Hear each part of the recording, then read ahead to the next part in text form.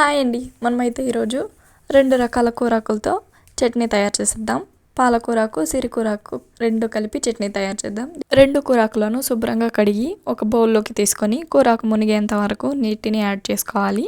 రుచికి తగ్గట్టు ఉప్పు వేసుకొని నీటిలో కలిసే విధంగా ఒకసారి కలుపుకోవాలి. హై ఫ్లేమ్లో కూరాకు బాగా ఉడికేంత వరకు ఉడికించుకొని వేడి నీళ్ళను వంపేసి చన్నీటిలో కూరాకును వేసుకొని పక్కన ఉంచుకోవాలి. చన్నీటిలో వేయడం వల్ల కూరాకు ఉడకడం ఆగిపోతుంది. కడాయి పెట్టి కడాయిలో 1 టేబుల్ స్పూన్ నూనెను వేసుకోవాలి. 6 పచ్చిమిర్చీలను ఇంచుకొని వేసుకోవాలి.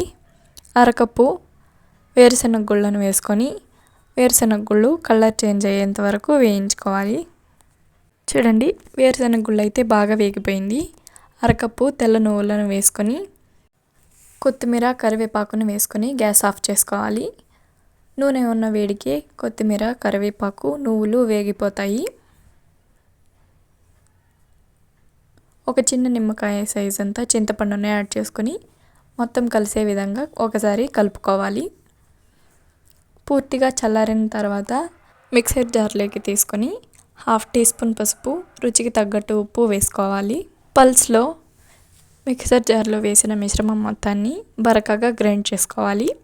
ఈ విధంగా బరకగా గ్రైండ్ చేసిన తర్వాత మనం ముందుగా ఉడికించి చన్నీటిలో వేసుకున్న కూరాకు మిశ్రమాన్ని వేసి కొద్దిగా నీటిని యాడ్ చేసుకుని మెత్తటి పేస్ట్గా గ్రైండ్ చేసుకోవాలి. మీరు కావాలంటే బరకగా కూడా గ్రైండ్ చేసుకోవచ్చు. నేనైతే మెత్తగా గ్రైండ్ చేస్తున్నాను. ఈ విధంగా గ్రైండ్ చేసిన మిశ్రమాన్ని పోపు వేసుకుందాం. 1 టేబుల్ స్పూన్ ఆయిల్ వేసి 1/2 టీ స్పూన్ ఆవాలు, 1/2 టీ స్పూన్ జీలకర్ర నేనైతే ఉడమ వేస్తున్నాను. మీ దగ్గర ఉంటే వేసుకోండి, లేదంటే స్కిప్ చేసేయండి. ఉల్లిపాయ తరుగు, కరివేపాకు వేసుకొని ఉల్లిపాయను వేయించుకోవాలి. ఉల్లిపాయ వేగిన తర్వాత మనం ముందుగా గ్రైండ్ చేసుకున్న చట్నీ మిశ్రమాన్ని వేసి కలుపుకొని సర్వ్ చేసుకోవడమే.